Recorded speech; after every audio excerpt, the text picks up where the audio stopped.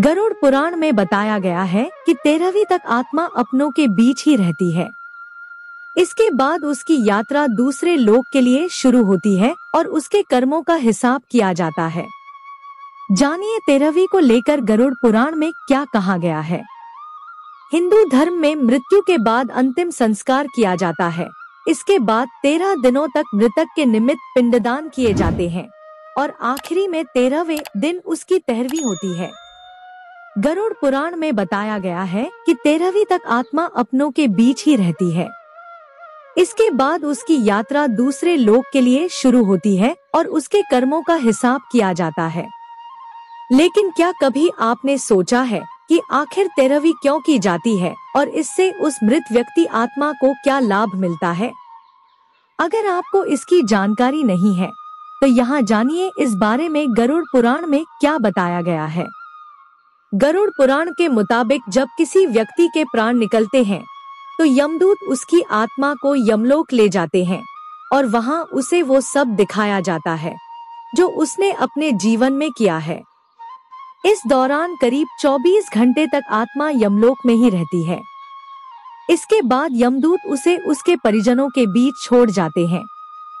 इसके बाद मृतक व्यक्ति की आत्मा अपने परिवार वालों के आसपास ही भटकती रहती है, क्योंकि उसमें इतना बल नहीं होता कि मृत्यु लोक से यमलोक की यात्रा तय कर सके। इस बीच परिजन मृतक की आत्मा के लिए नियमित रूप से पिंडदान करते हैं। गरुड़ पुराण के अनुसार मृत्यु के बाद 10 दिनों तक जो पिंडदान किए जाते हैं उससे मृत आत्मा के विभिन्न अंगों का निर्माण होता है। 11वें और 12वें दिन के पिंडदान से शरीर पर मांस और त्वचा का निर्माण होता है। फिर 13वें दिन जब 13वीं की जाती है तब मृतक के नाम से जो पिंडदान किया जाता है उससे ही वो यमलोक तक की यात्रा तय करती है।